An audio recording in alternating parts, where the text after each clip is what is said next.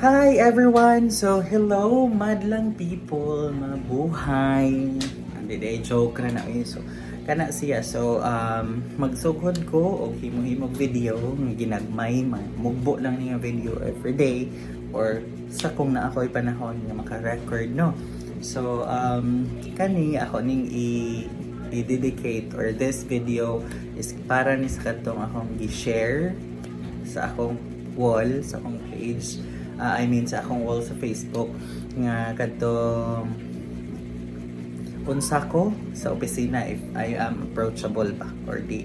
So of course, sa kadtong mga disclaimer lang sa kadtong mga niagi na sa ako ang team, sa akong mga kamot nga mga ahente, they know me better sa kumpara sa kadtong mga wala niagi sa ako ang mga kamot or sa akong team.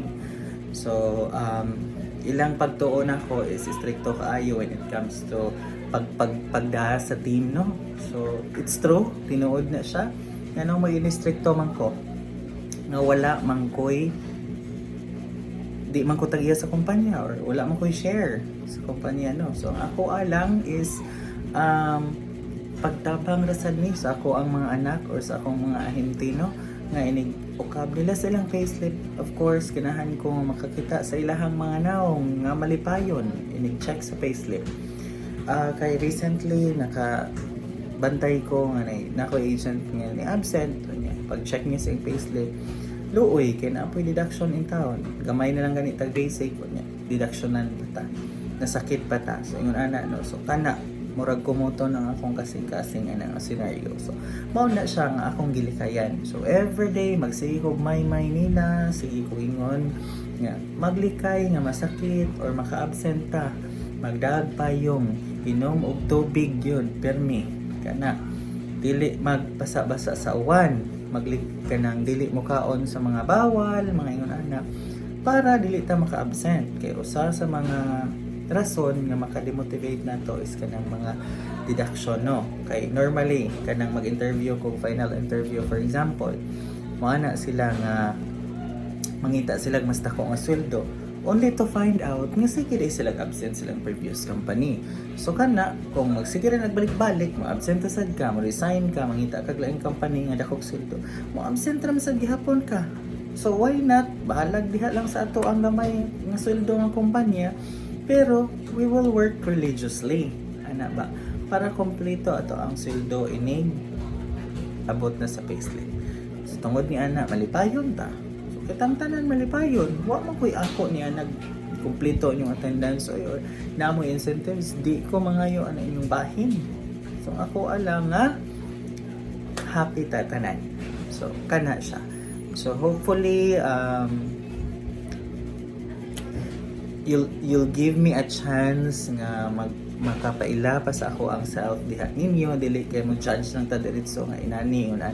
So when it comes to work gid ko, mag stricto gid ko, di ko ganahan anang banjingan lang ang trabaho, kabuangan lang ang trabaho inana.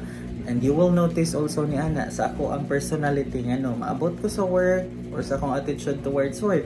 Abot ko sa work, akong shift alas 8. Pero na ko sa opisina, maupay alas 7. Or maupay pag alas 7. Or mas worse ka ng mga mag alas 6 pa lang badong na ko sa opisina. Nya, makalingkod na ganit kong sugod nga na taod-taod pagid ko sa makatindong nga na kay sigig basa sa mga trabahoon, sa mga emails. Yun anak pa. Unta, masilsil na sa atong alimpatakan nga dili lalim ang pagpangitag trabaho karon o mga trabaho nga kana dili toxic ngun ana, no. So, hopefully nga this video will serve as everyone's motivation or inspiration towards work. So if you have work right now and you are watching this video, please value your work because not everyone are given the chance or opportunity nga makatungtong ana imong gitrabahoan karon. Pareha sa ako this position nga naa ko karon was only my dream in the past. So kana siya, wa ko nagdahom nga maabot ani nga position, but with this opportunity mao na siya nga gigamit pud nako nga sa maayong paagi nga unta maka-influence ko og mga maayong tao.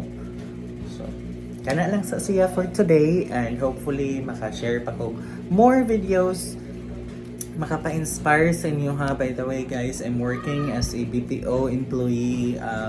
If you've come across to my wall, so kay bawo mo as ako go work, so kana lang siya. And bye for today.